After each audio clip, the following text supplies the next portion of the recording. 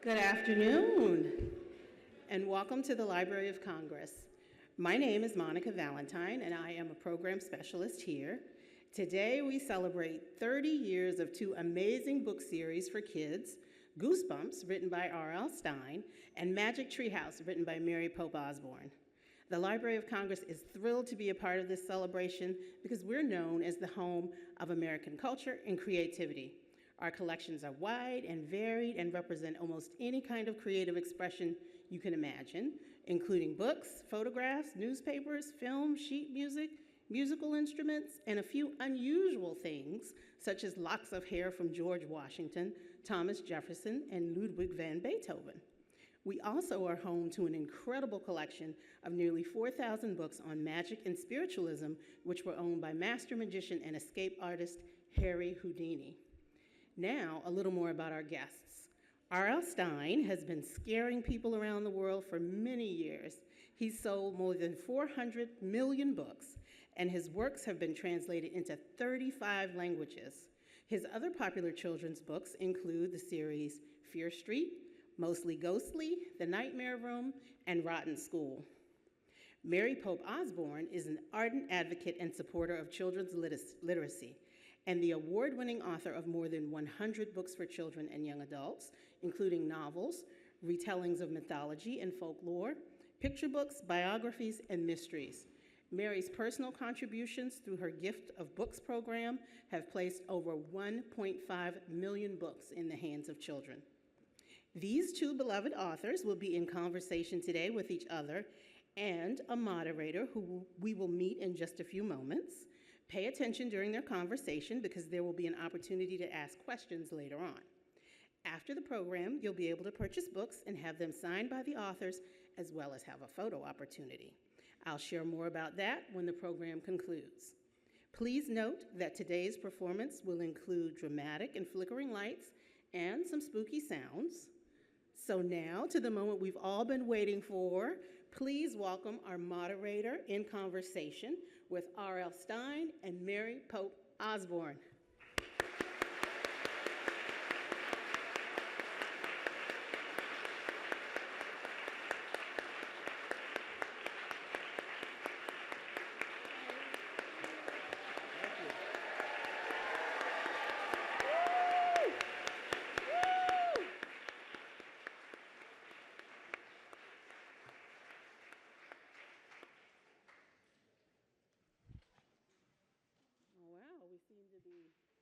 Missing somebody?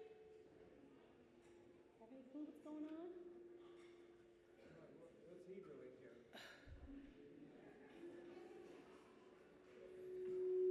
Hopefully we figure this out in a minute. Okay. Ooh. Oh, hello. Hello. Oh, hi. Hi, Mr. Stine. Hi, Miss Osborne. I'm your moderator. Hello. I know I don't have a nose. I really don't have a face or really any skin, but as my dear old mom says, no one is perfect. Now, how old are you, young lady? I'm 9.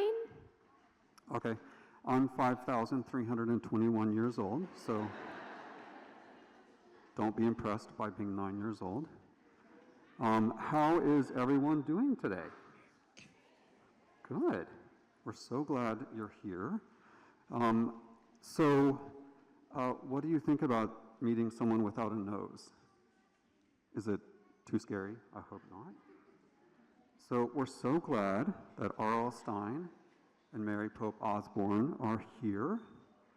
I don't know how they got here. I came here in a sarcophagus. Does everybody know what that is? It's a big, tomb thing that mummies live in. So, oh, hello, ma'am. Do you work here? Yes, I do. Okay. Is it a good place to work? It's Yes. spooktacular. Okay, it's spooktacular. Great. Okay, so let's have a conversation. Excuse me. Let's have a conversation. Oh, gosh, that's a little scary. Mr. Slappy. You know, I learned in Slappy Beware that Slappy is about 200 years old. Is that right, Mr. Stine? Yeah, if you believe that. Oh, if I believe that, okay. I shouldn't, it sounds like maybe I shouldn't. We're gonna,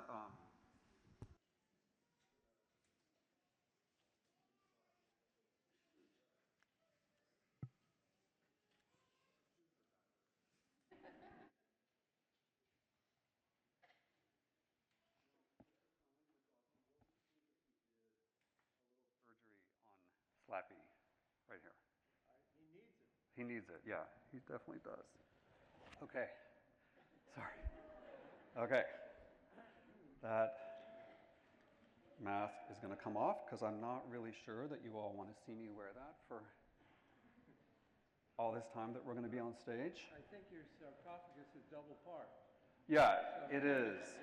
And here in Washington, they're very strict about the parking rules. So we're going to talk a little bit about these brand new books and your writing careers in general. And we'll do some other fun stuff. Might be kind of funny, might be kind of spooky. We'll see. So tell me, both of you, what is the hardest part about starting a new book? Is it the plot, the setting? What's the hardest part? Well, for me, the hardest part is getting the new idea, because I've written every story a human can write. So there's nothing left. Yeah. So that's the hardest part for me. The truth is, I don't even try to think of ideas anymore. Mm-hmm. I try to think of a good title. I get the title, and then this title will lead me to a story. Mm-hmm. Say, 5th grade zombies. Well, obviously, there'll be a story, there'll be a classroom maybe, it's filled with zombies in the 5th grade. And, you know, that title leads me to the story. And that's how I come up with new ideas. Mm-hmm. Okay. Which I think is backwards for most authors, right? Most authors have an idea, and later on they think of the title. Yeah. But I always start with the title. Well, that seems like a good way to go. I heard you say yesterday in an interview that you did, oh, thank you. Let's see here. Is that better? Okay. Okay. Thank you. I heard you say in an interview yesterday that Stephen King accused you of taking all the good amusement park story ideas. He did. Yeah. Yeah, he did. But, well, actually, you know, I'm Stephen King for kids, right? I've only met him once. I've only talked to him once. Yeah. And we had a nice talk. And I said to him, and this is true, I said, Steve, did you know that a magazine once called me a training bra for you? And he said, yes, I know. Yeah, that's hard to forget, for sure. Mary, what about you? So, you know, so many books to your name. What's the hardest part about starting a new one? I start with an idea, and then I try to, is that yours? I start with the idea, and then I work backwards to the title. And and often people give me good ideas. Recently, somebody came up to me at a signing and said, "The Little Horses of Mongolia." And I rushed home and I looked it up, and there are these endangered little horses of Mongolia. And then immediately I started working on the title, and I got Late Hour of the Little Horses. And so I'll start there, and then it may not happen because I'll start research and see if there's anything there to really tell. So it starts with an idea, and often that comes from kids or grown-ups who tell me. I've never gotten an idea from a kid. No, never. I'm waiting, you know. And people say, well, do you get ideas from your dreams? I've never had an idea from a dream. I have the most boring dreams you can imagine. No, the other night I dreamed I was eating a Snickers bar. Oh, that was a really exciting dream. Yeah, it sounds like not a good idea. You probably also don't get any good ideas from kids, because when kids come up to you and say, I have an idea for your next book, you say, goodbye. Beat it, kid. Yeah, beat it. No, their ideas are always so much more gruesome than mine. Their ideas are always much scarier than anything I would ever do. Yeah. You turn in an idea that was given to you by a kid to your editor at your publishing house, and they would say, oh my God, this is way too scary. You cannot write this.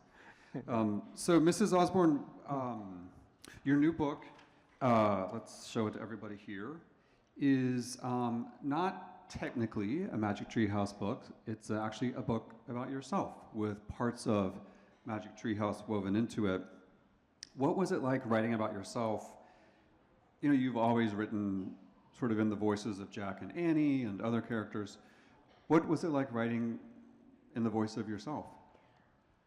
It was the most powerful book I ever wrote because I dug into my childhood and these memories just appeared, and I'd get up really early, maybe 5 in the morning, and for one whole, few months, and these memories would come up and they matched things I'd written about in Magic Treehouse.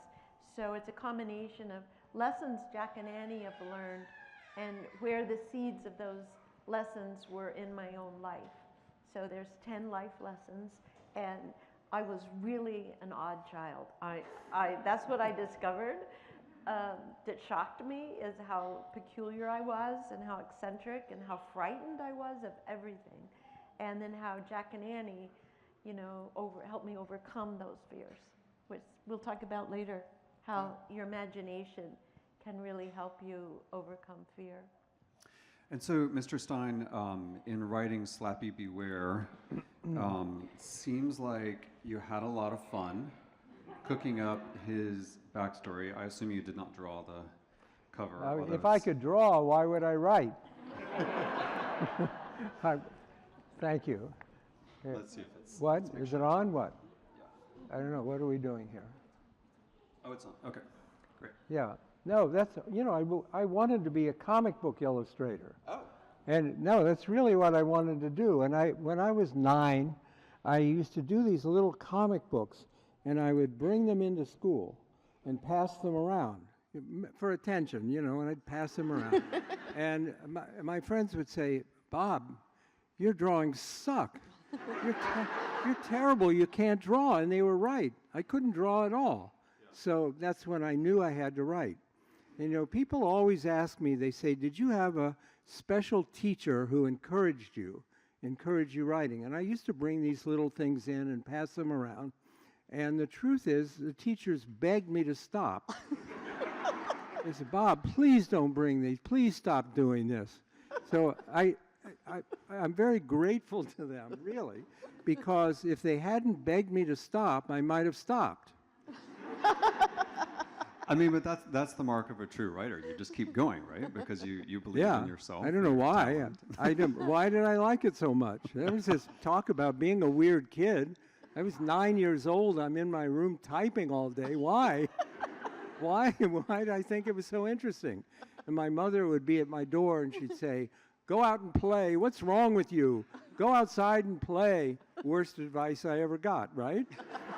Stop typing and go outside and play. Yeah. And I would just say, "It's boring out there. Too boring." Yeah. But Mrs. Osborne, I mean, it seems like you actually had a happy childhood. I mean, it's an interesting thing about this book. So, like, one of the beautiful things about it is that Mrs. Osborne grew up in a military family, so moved around a lot as a kid.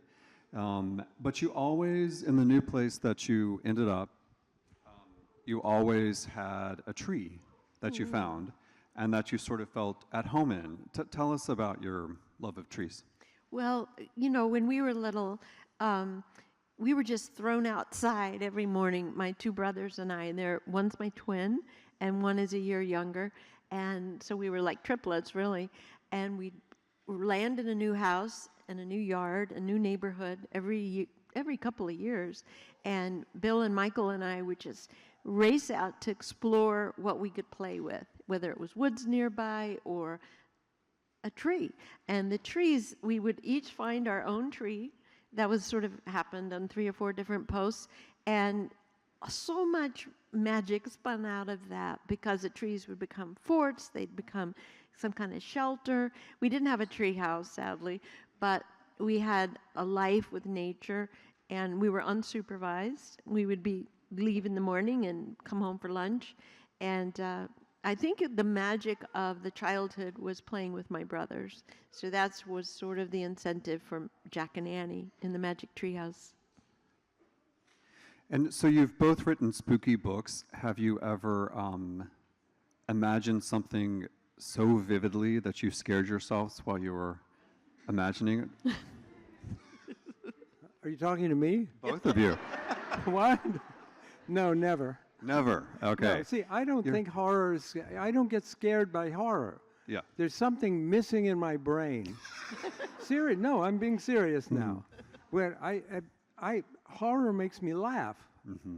Scary stuff. If I'm at a scary movie and the shark comes up and he's chewing the teenager to bits, I'm the one in the theater who's laughing. No, I've never, people come up to me and they say, oh, after I read your book, I had to leave all the lights on. I had to lock the door. I've never had that feling. Yeah. I don't know what it's like. Well, comedy is at the root of horror, right? I mean, you're such a great comic writer. Well, I think that I always, I never really planned to be scary. I always wanted to be funny. But there's a very close connection between horror and humor. It's the same visceral reaction. If you sneak up on somebody and you go, boo, what do? The first thing they do is they gasp, right? And then they laugh. It's all connected. Yeah.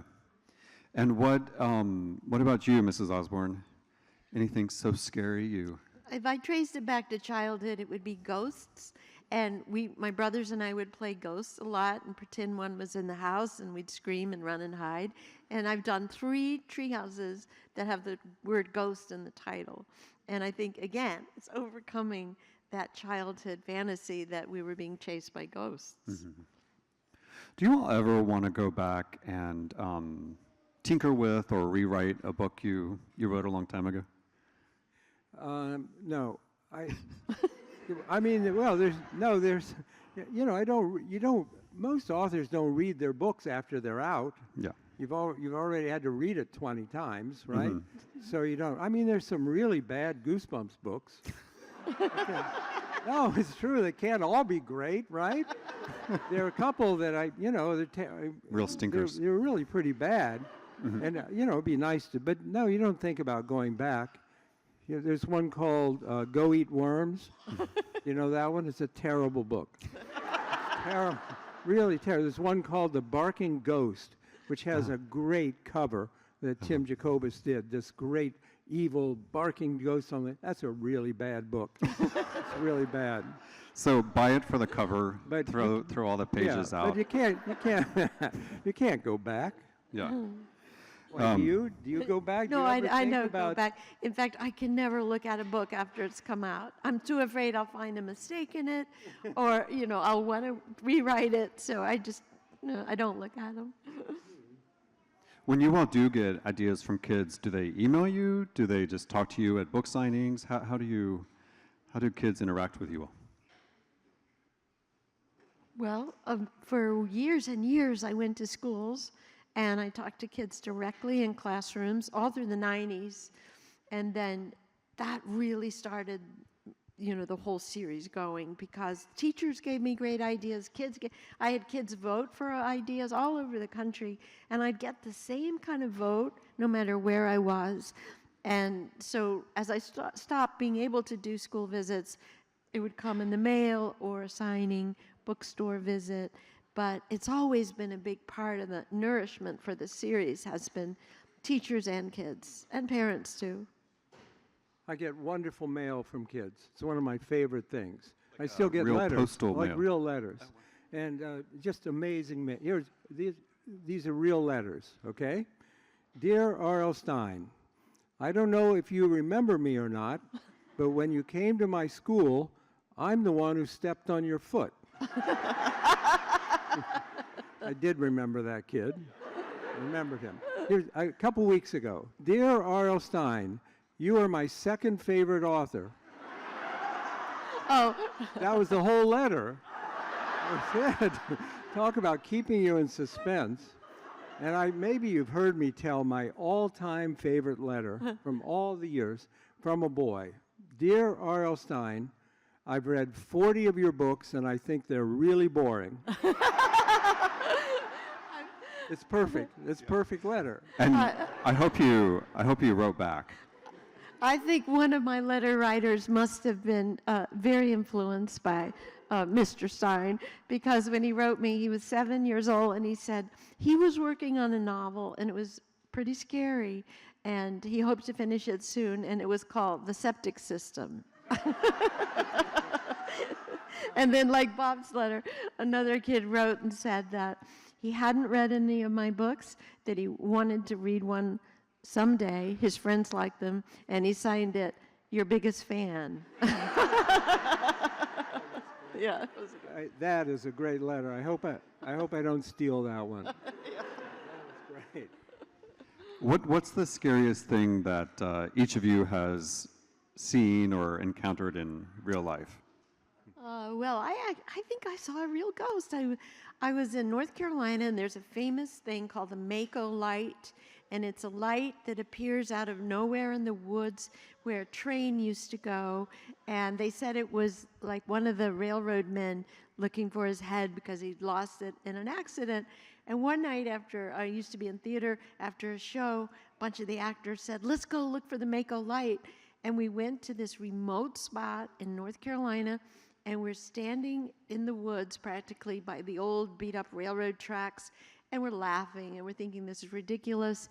And out of the woods came a light, and there was no road nearby and no explanation for it, and it just lumbered like as if it were carrying a lantern over to the tracks and then down the tracks toward us, and it got as bright as a headlight and disappeared. So in a book about ghosts, a Magic Treehouse Fact Tracker, the book starts with that story and says, my sister wrote that book, she did all the nonfiction books, and it said, "I know someone who once saw this light by some railroad tracks." But there's no explanation for that. You know, it's a mystery. So moral of the story is don't go to North Carolina with Mary Pope Osborne. Yeah, that's right. That's really good. I'll tell you the scariest moment of my life. Scariest thing ever happened. Is it right to me. now? What? Is it right now? No, I'm not. I'm not scared. I'm scared of you. What? No. No. I told you I don't get scared. No. This is a true story. When my son Matt was a little guy, he's like 4 years old, and I took him to the automobile show at the Coliseum at the Javits Center in New York. You know, hundreds of cars, thousands of people all over, and I lost him. That was the scariest moment of my life. Wow. My life, and the whole thing just lasted maybe 30 seconds at most. This horrible feeling of panic, right? I'd never felt anything like it. And then then I spotted him. I saw him standing over by a car, and I went running over to him, and I said, Matt, are you okay?" And he said, "Where were you, Dad? I was about to call the manager." He was a New York kid, right? Yeah. I didn't have to worry about him. He's a New Yorker. Yeah. Yeah. He knows who to call. So from the time when you all first started publishing your books until now, do you think that your audience, your readership has changed? Do you write any differently, do you think, than when you first started? No, I don't. I don't think kids have changed. Our fears don't change. Yeah. And I think kids are basically the same now as 30 years ago when we started Goosebumps. Yeah. We're still afraid of the dark, afraid of going down in a creepy basement, afraid of getting lost, afraid something's lurking under the bed. Those fears never change. What's changed is the technology. Cell phones have ruined every story. They've ruined everything. Yeah. So I used to do, I do a teen horror novel where a girl is getting frightening phone calls. "Who's calling me? Who is that? Who is this?" And now she looks at the phone, she sees who it is, and the story's over.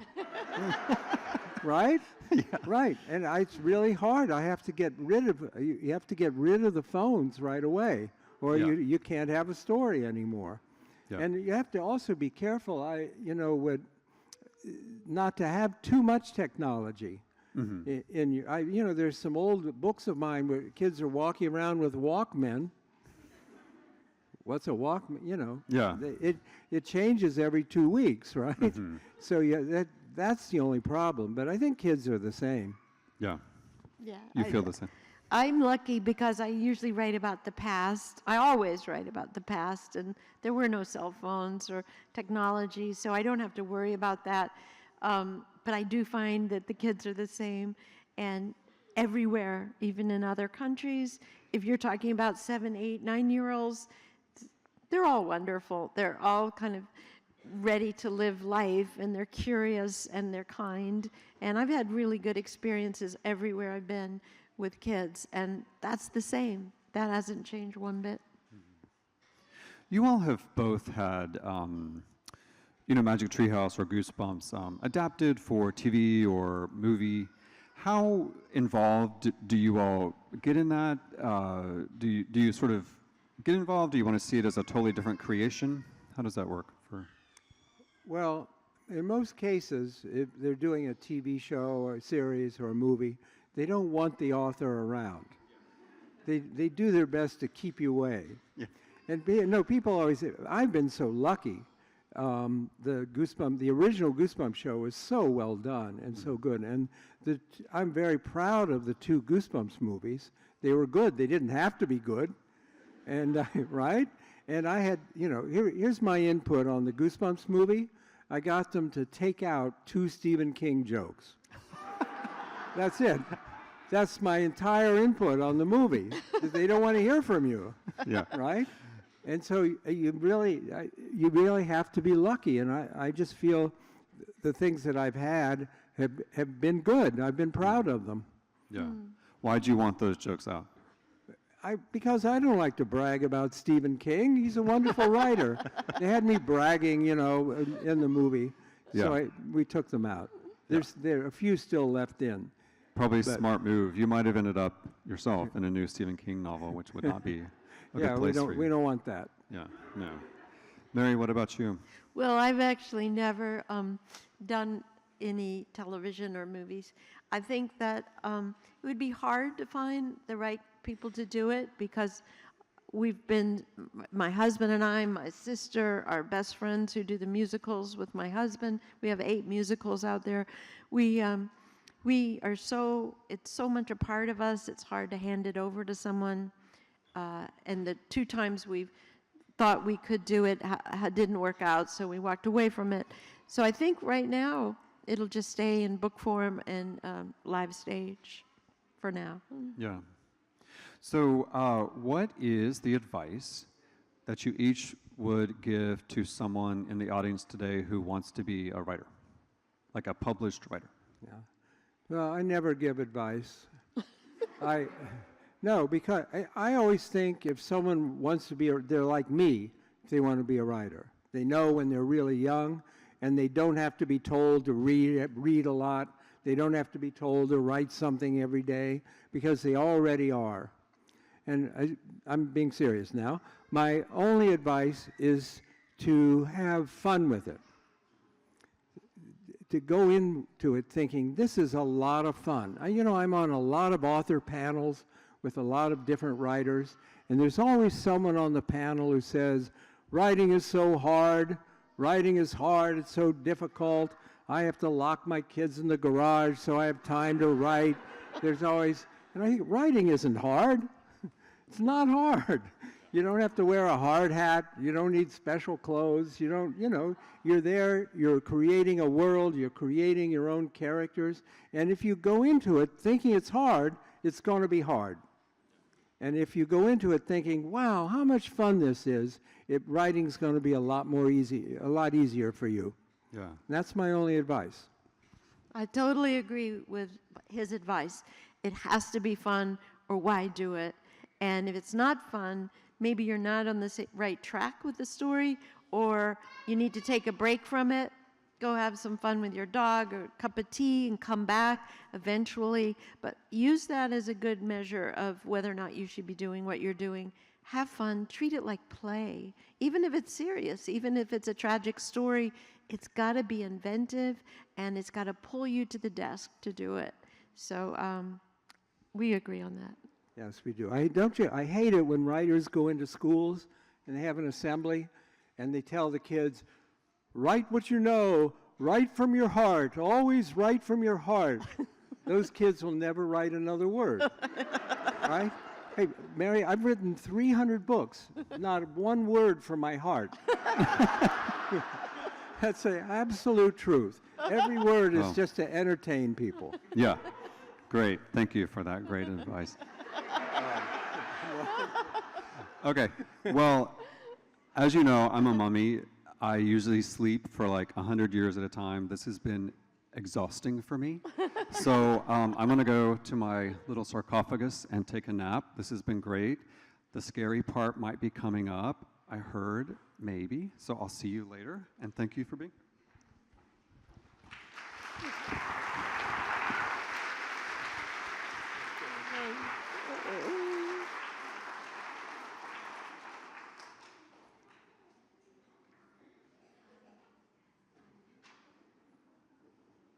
I'm so sorry to interrupt. Pardon me, Mr. Stine and Ms. Osborne. I have 2 children here named Jack and Annie, and they said they need to talk to you immediately, and it is about a monster in the Library of Congress. So, do you mind if I bring them on stage to get to the bottom of this? Yeah, go ahead. You bet. All right. There's a monster in the library and it's gonna get all of us. Oh, no. Mary, you're such a good actor. Mary, that's terrific. That sounds like a big problem. Are we in trouble? Yeah. Oh my goodness. I'm reading my notes as fast as I can. Okay. Well, I think that we need to share what we know, right? That sounds great. Okay. So we have to. Bob, can you help me out here? Well, I'm sorry, I took a short nap. Where am I? Where are we? What are we doing? Where's your attendant? No. Take him away. Hey, let's figure this all out. Let's see if we could write a story with the audience. Oh, would you mind? Let's see if we No, can that'd write be a fun. scary monster story with the audience. Would you like to do that? Would you like to write a story? All right, I tell you what, I can go get an easel. I'll write down what everybody decides. That's Be a right great back. idea. You stay here. Sure, we'll just sit here. That's fine. Anyone have any snacks? One. All right. Where should we start? Okay. What is this monster? Where do you think? Where's the monster? Ooh. Oh yeah. How did the monster get in here? Any Came thoughts? through the window. Came through the window. Ooh. How big? What does this monster look like? He has a giant pumpkin head. Oh no! That's serious. Hey, now I'm acting. What does it? Giant pumpkin head. What does it want? It wants to destroy all the library's books and collections. Whoa. What will happen if he doesn't get it? Oh, what do we think, audience? What happens? Do we have any What good if he ideas? doesn't get the library's collection? What do you think's going to happen? What? Did you hear it? All right. Yeah. Well, no. What happens if we? What's going on? We're going to capture him. I heard that if he doesn't get it, that means we get to capture him. So I'm Oh, gonna put we'll capture him. Yeah, I like that. All right. All right. What about his weaknesses? Yeah. What are the Yeah. monster's weaknesses? He doesn't have imagination. Whipped cream, and he doesn't have imagination. Yeah. What else? Karina, what did you say? He doesn't have imagination. Oh, that's a good He one. can't be defeated. He thinks what? He can't be defeated. Okay, he thinks he doesn't have an imagination and he can't be defeated, is what he thinks. And that's the weak spots in the monster. No imagination, and he thinks he's fearless and, Great. can't be conquered. So how do you defeat a monster like I that? don't know. You can't. You're right. You're right. You can't. Do we have any suggestions? The end. Any suggestions for how we What? defeat What a do you monster? think? How do we do it? Make them stand up and say, maybe. Yep. One suggestion is put him back in the book. I love that. That's Put him good. back in the book, somebody said. That's a wonderful idea. Back in the book. Eat his pumpkin head, I heard from the Eat other his- side.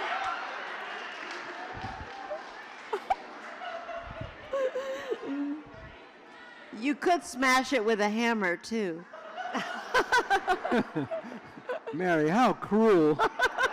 God. Hammer. Really? All right. All right. Yeah? What else? How about like one more suggestion? Okay. We need one more idea. Did I hear tie him up? Did I hear somebody say tie him up? Tie him up? Tie him up. Yeah, that's good. Should we all decide which of these four? Yeah. All right, we're going to take applause to see which one of these four, okay? So who thinks we should put him back in the book? Okay. All right.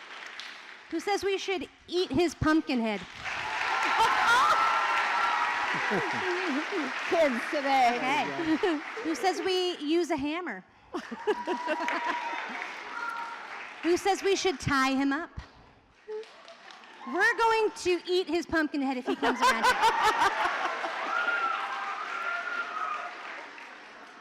Okay. What do you think? Yeah. Is that good enough, Jack and Annie? All right, but the question is, where is he? Where is it Where is now? this Where is it? monster? Is he? Is that him? Is that him? What? I don't see him. Maybe Clay went home.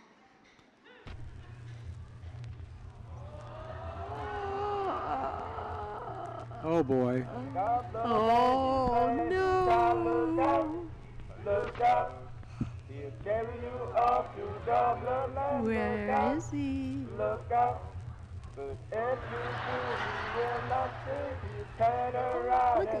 What is it? There's a scrim behind us. When the God-bless man, he comes to town, look out, look out. He'll carry you up to God-bless land, look out. But if you do, he will not think. Turn around and run away. But oh my child, if you are bad, look out, look out.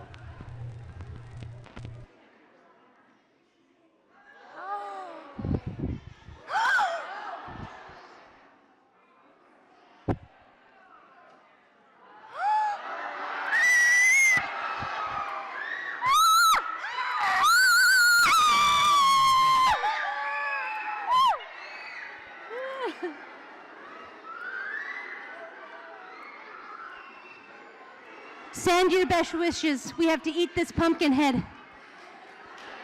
Get him. Get him.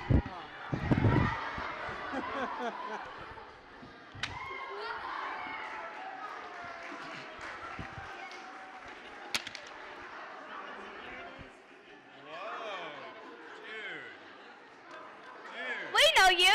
You're the monster. Aren't I the scary pumpkin man? Well, you were the scary pumpkin man, but do you know who you really are? Well, it looks like I'm at the Library of Congress, maybe? That's correct. Yeah, you are. Okay. And who are these people? Who are these people? Those are two of America's finest children's writers. Right, this is where you wanted me to help those people ask questions of those people.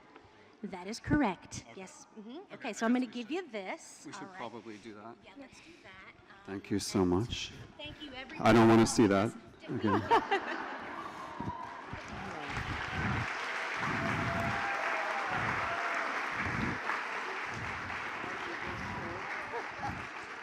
So, just in case anybody at the Library of Congress invites you backstage, there are some weird dudes back there with masks that they want to put on you, and you get possessed, and it's really awful. So don't go backstage. Okay, so we're going to have some mics, some people with mics going around the audience, and we are ready for your questions for Mr. Stine and Miss Osborne. Who wants to ask a question? Let's see here. Okay, there's a girl in a pink and a orange sweatshirt over there. Yeah.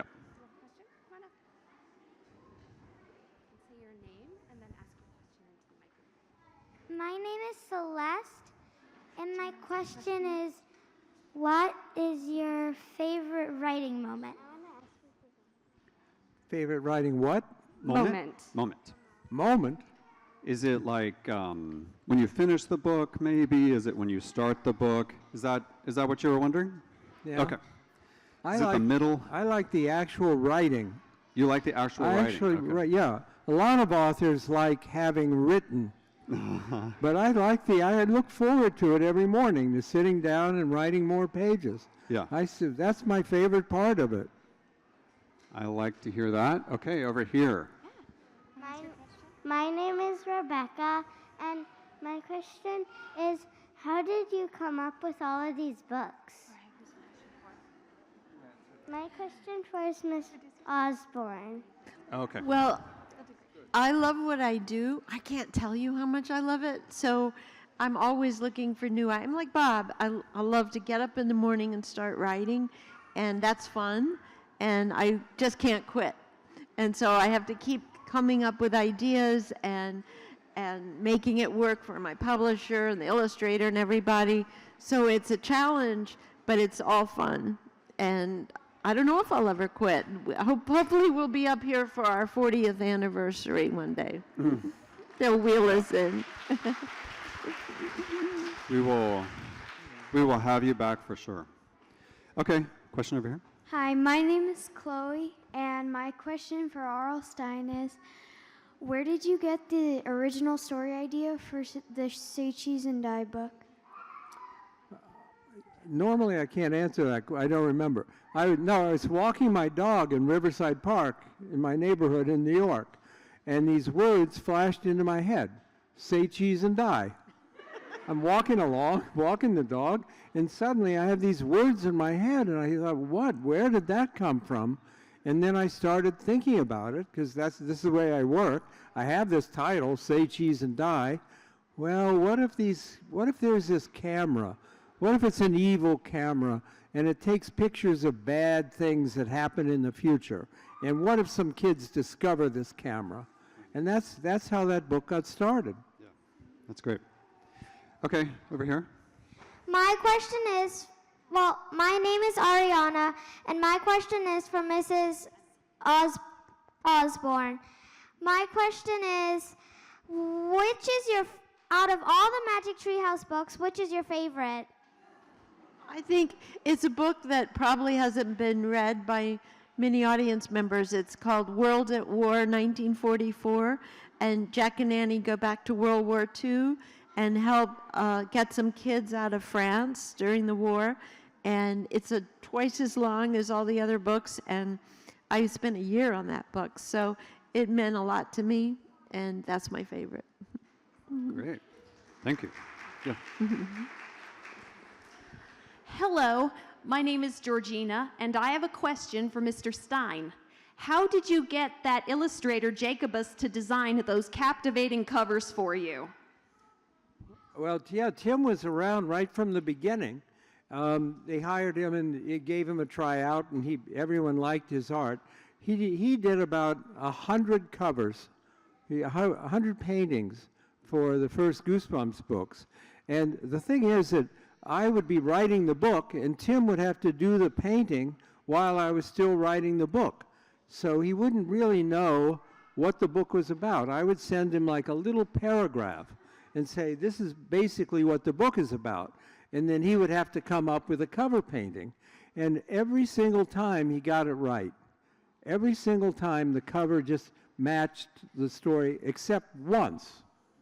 And that actually was for Say Cheese and Die, which, as I said, was about an evil camera and kids. And the cover painting came in from Tim, and it was a family of skeletons barbecuing. It had nothing to do with the book. And I thought, and of course, you know, the editors were all upset, and of course, they didn't ask him to change the painting. They called me and said, Bob, could you add a scene of skeletons barbecuing in the book? And if you look in the book, I added a dream sequence where the kid dreams about skeletons barbecuing. And that's how we solved the problem. Nice. So you don't have interesting dreams, but you can make interesting dreams in a book. We had to. Yeah. Okay, over here. Hi, my name is Hannah, and I have a question for Osborne.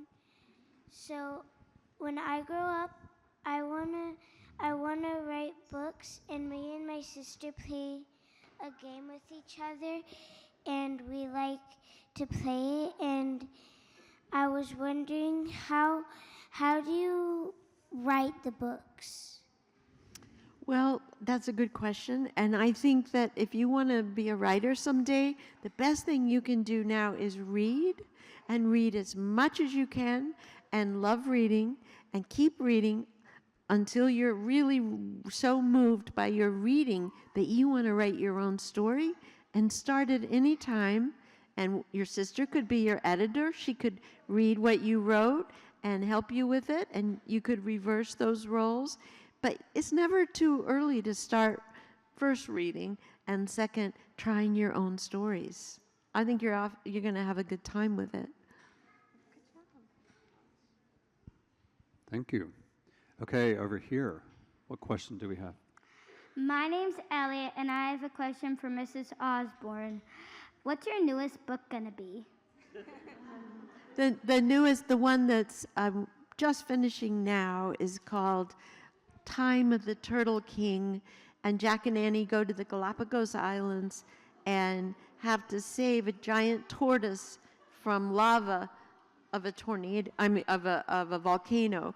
And I wanted to do the tortoise story in the Galapagos, but I didn't know how to make it very exciting or dangerous.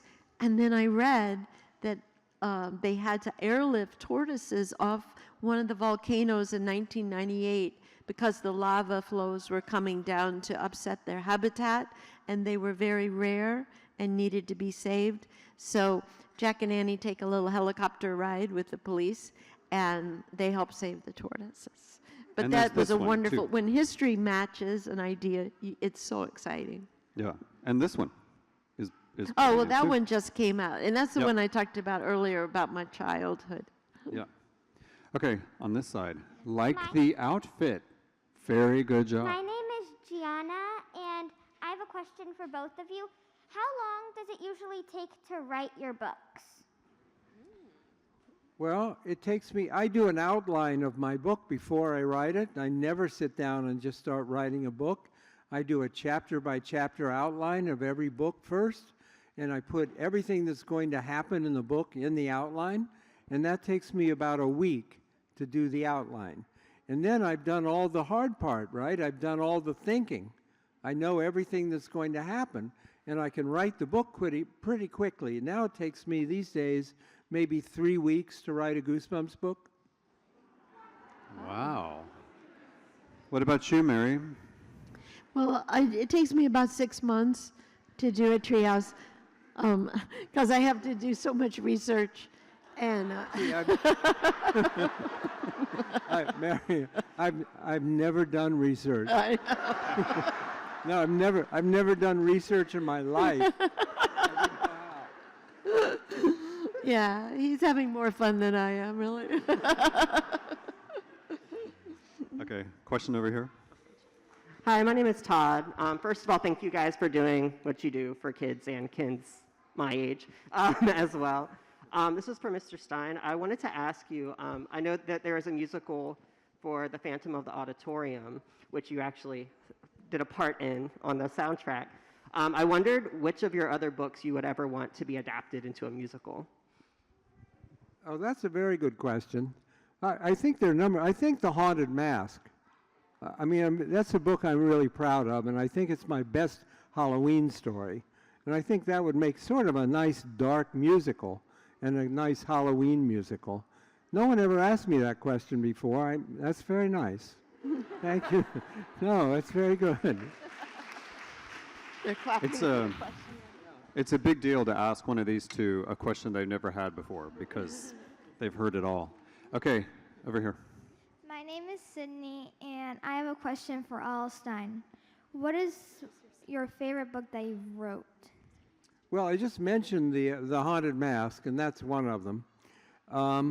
There's a recent one called They Call Me the Night Howler, and it's a comic book one about a kid who runs into a superhero, and the superhero is sick of being a superhero and gives the kid his costume, and the kid is forced to become the Night Howler. And I'm really proud of that book. It's a very recent one, and I think it's a really fun one. Okay, thank you. On this side. My name is Kana, and I have a question for Stine. How many Goosebump books are there? What? How many Goosebumps Oh, I books are lost there? track. I don't know. Maybe 4,000, 5,000. That's why I look like this. All those books. I honestly don't know. There are about 150, 160 Goosebumps books. Okay. Hi, my name is Evan, and this is a question for Mr. Alstein. And for the movie Fear Street, is there going to be another trilogy or not? I'm not allowed to say. Okay. But no one's listening, right? Right? 5 more films. But I didn't tell you. Okay? You didn't hear it from me. Okay. Do we have another question over here that makes Mr. Stine reveal a secret? Maybe. Yeah. My name's Mimi, and I have a question for both of you. What's your least favorite book that you've made? What's your least favorite book that you've written? Oh. I just mentioned mine before, Yeah. didn't I? Yeah. Well, I don't have a least favorite. I just would feel so guilty toward that book if I named it. So I can't go on record with the least favorite. The book would come and haunt you if you said it out loud. What is your least favorite, right? It's Halloween. Okay, over here. My name is Lucy, and this is a question for Mary Pope Osborne. I was wondering if I could get your autograph after this, and also my grandma reads the books to me. Thank you. Thank you for great. sharing that. I love it when families read the books together.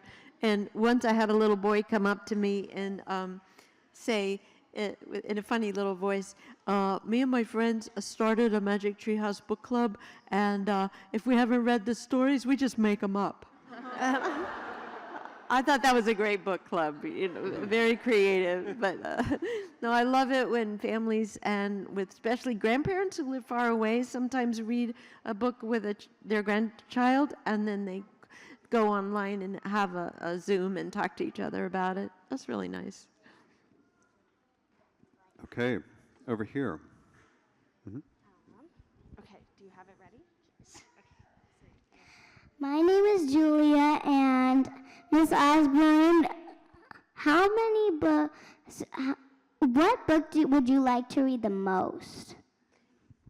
You mean that somebody else writes, or No, that you wrote. that I wrote? I love the Shakespeare story, Stage Fright on a Summer Night. And that one, because I read a lot of Shakespeare, to just pull out lines that he could say throughout the story. So that to me is one of my favorites, and also I love the theater. Okay. Hi, I'm Anna, and I was wondering, how do you tap into your imagination or tap into the the voice that can still speak to youth. Bob? That's hard. I couldn't answer that question because that's all I've ever done. That's all I do. Sometimes you go on a Just walk right. with your I dog. wouldn't know, I wouldn't, that's too deep for me. So he doesn't have a heart. He's not very smart. Yeah. And I came here to be insulted. Mary, what about you? Well, as soon as I create characters, I'm having fun because I want to see what they have to say. So I think that's that thing of, I loved playing with dolls. I love being on the stage. I love anything that animates the imagination. So characters will start telling me what happens in the story, and that's fun. Okay, I think we're on this side now. I have a question for Miss Osborne. Miss Osborne, how much time do you plan to make your Magic Treehouse books, and how much time do you plan to have you actually made them? Well, probably Bob and I have a similar situation where we have deadlines. And when you have a deadline, you know inside yourself how much time you have and how much time you should give to something. And that's sort of the planning I use. So I have a book due in April, the first draft. So I'm just on the edge now of starting to think about it, and I'll get super busy pretty soon. But that's how I do my life all these years, is by my deadlines, And it's like when you go to school and you have assignments due, it's very helpful, actually, to discipline yourself that way. Okay, over here. Hi, I'm a school librarian from India, and I take this opportunity to give you a big salute for getting me new readers every time, demanding readers. And my son is a fan of Stine, so a question from him. He used to ask me, do you really think that he enjoys scaring the kids like me? So do you enjoy it? I love scaring kids. Okay. It's a great job. Yeah, that's great. It's a living. Thank you. No, see, I don't really want to terrify kids, We don't really. I hate it when kids come up and say, "Oh, your book gave me nightmares." I hate that. Goosebumps is to get kids reading, just to get them reading. That's really what it's about, not really scaring them. And you are successful in that. I can vouch for that. Thank you. Thank you. Okay. My name is Sadie, and I wanted to tell you which was, when you write your books, what feeling do you have? What feeling did you say? What kind of feeling? Yeah. A good feeling. I lose track of time when I'm working on a book. So you're just focused on the story, and suddenly 2 hours have gone by, and that's kind of wonderful. You've been in another world. And you could do the same thing with your imagination when you pretend things. Okay. My name is Mackenzie, and I need to tell you both something. What's your favorite book character? Okay, what is your favorite book character? Favorite book character? Well, I have to say that Slappy, the evil dummy, is my favorite and my least favorite character. He's my favorite character because he got so popular, and kids like this Halloween, thousands of kids will go out as Slappy the dummy, that's a thrill for me. But he's my least favorite character because I've written 15 books about a dummy that comes to life, and believe me, it's really hard to come up with new plots. I killed him off in one book. I wrote the ghost of Slappy, but I had to bring him back. Yeah. Okay. Thank you. Hi, my name is Layla. My question is for Mrs. Osborne. in the stories, when Jack and Annie go into these stories, are they time traveling or are they just transported into the books? Because if so, when they come back, have they altered like the history on Earth, or is it just like a separate universe in the books?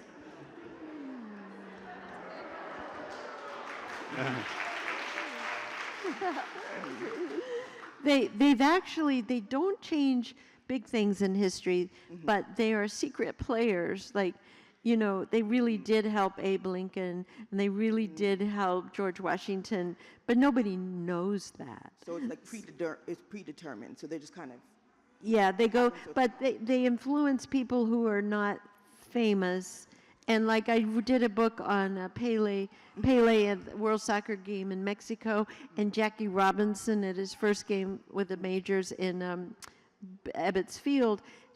But Pele was still alive, and Jackie Robinson's family members were still alive. So I wasn't going to do anything that didn't happen. Right. So I keep them both at a distance, and you watch them, and I had the real story of those events, and I kept that true.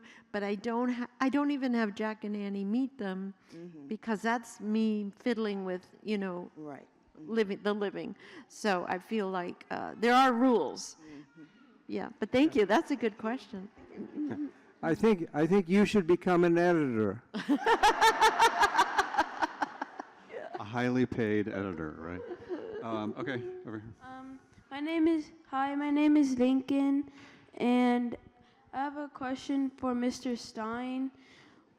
What's your favorite book that you did not write? That I didn't write? Well, I have a lot of favorite books that I didn't write. One of my favorite books that I always recommend to kids, a favorite scary, creepy book by the great science fiction writer Ray Bradbury. It's called Something Wicked This Way Comes. And it's about a boy in the Midwest who sneaks out of his house late at night and goes to where they're setting up a carnival. And he gets all involved in this carnival, and it turns out to be the most evil place on earth. It's a really wonderful book, beautiful writing, great surprises, and very scary. Ooh, that sounds good. Okay, you just got a reading assignment. Mary, do you have a favorite book that is not something that you wrote? No, I'm a bookaholic, and I have so many books I love, and I always have books by my bed, and books on the floor, and books on the tables, and I have thousands of books, and I just look at my books, and I just choose one, and they're all so stimulating. I don't finish most of them, but I love just starting them. That's an illness. Over here. My name is George, and this is a question for both of you. What book relates to you the most? Can't hear you, George. What? Which book that you've written is the most autobiographical? The most like themselves? Yeah. Yeah, okay. Well, mine is my new one, Memories and Life Lessons from the Magic Treehouse, and I've never written personal memories before, so it's certainly my most, it's the one I love the most because it's my life, and it celebrates my family, so that's very personal. My autobiography is called "It Came from Ohio." No, it's really, that's sort of my life story. That's all that needs to be said about it. Okay, over here. My name's Rosalind, and this is a question for both of you. Mama loves the question. Good. Yeah. What was your favorite book when you were a kid? What was your favorite book when you were a kid? I read only comic books. I didn't read. I was a comic book freak. When I was a kid, there were these great horror comics called Tales from the Crypt and The Vault of Horror, and I just loved them. And my mother wouldn't let me have them in the house, so they had a big stack of them at the barber shop. And every Saturday morning, I went to get a haircut So, no, I had less hair then than I do now, just so I could read these comic books. That's great. In that regard, we have, the Library of Congress has a really excellent collection of some of the world's most famous original comic books called Jeppy Gems. It's on this floor. It's really cool, like original Superman, all that great stuff. So go check it out. It's really, really wonderful. Okay, so Mary, a favorite book as a kid? Well, I liked a lot, but I really liked the Little House on the Prairie books. And I just felt like because I was in an army family and we moved so much, I related to the family picking up and leaving and going here and there. And so those books are just wonderfully written, I think. Great. Okay, I think we're on this side. This side. I'm sorry. Hi, my name is Kat. Nice to meet you both. So happy you're here. Mr. Stine, you said, the books are about making reading fun for kids. And my question for the both of you is, both of your books succeed absolutely in making reading fun for kids, but also for adults. I grew up with my mom reading Goosebumps to me late at night as my bedtime story. I came from a weird family. But my question for both of you is, what do you think is kind of the thread to successfully write for both children and adults to make it fun, something that becomes a family hobby or a family pastime? Well, I don't write for your mother. I hate it. People say, "Oh, my grandmother loves your books." No, I really do just aim the books at kids. And what I do is to make them as easy to read as possible. The chapters are short, the sentences are short, they're all written at a 4th grade reading level, and there are no vocabulary words. You don't learn anything in a Goosebumps book. Maybe you lose a few IQ points. But you're having fun reading it. It's so easy, and kids feel that they're mastering reading when they read these books. And that's really all I think about. Okay, over here. My name is Eric, and I have a question for both of you. When did you guys start writing? Well, I started writing when I was 9, and I've been writing ever since. But my first book wasn't published till I was 28. My first book was called How to Be Funny. Oh. It was how to be funny in the classroom and how to get big laughs at the dinner table. And parents hated it. They hated this book. But I was 28 when my first book was published.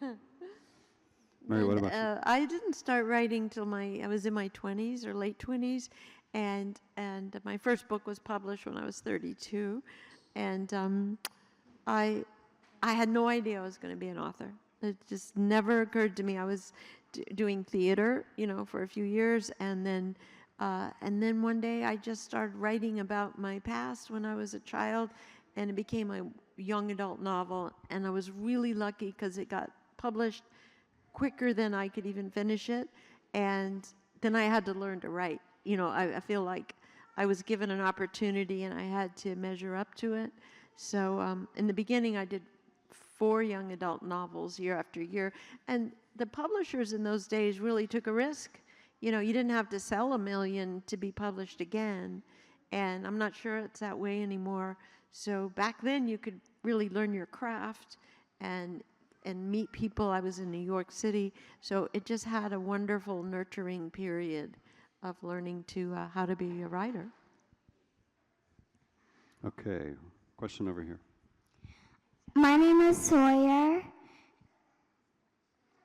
and I have a question for both of you. So,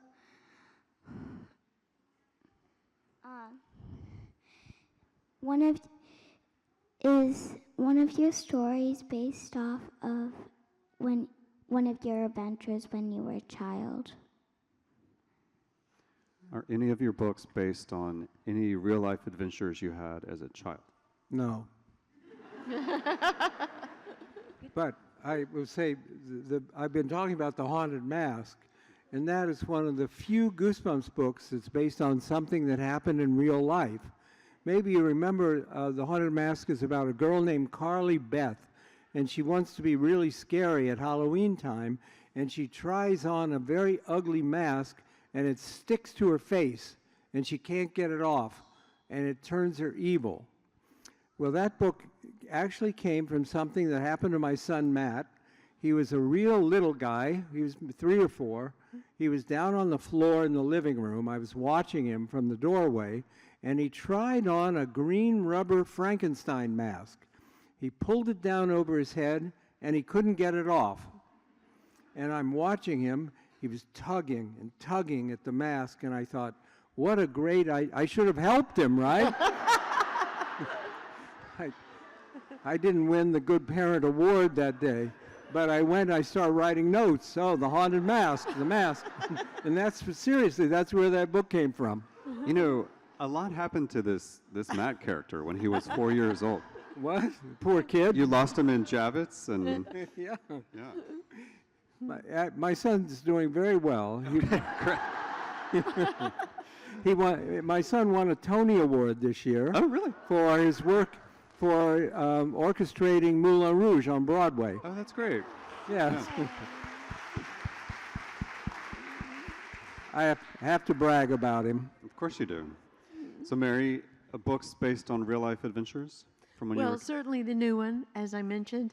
And I think there are little elements in all the Treehouse books that, especially with the brother and the sister, the relationship is based on me and my brothers. But the first book I wrote, this is really terrible, is a very serious book, and it was sort of me at 12, and my younger brother got very sick in the book and died, and that's what it's about, the character who's me coping with that. And my brother is alive and well and coming from Oregon to visit me tomorrow, and he wonders why I killed him off in my first book. But anyway.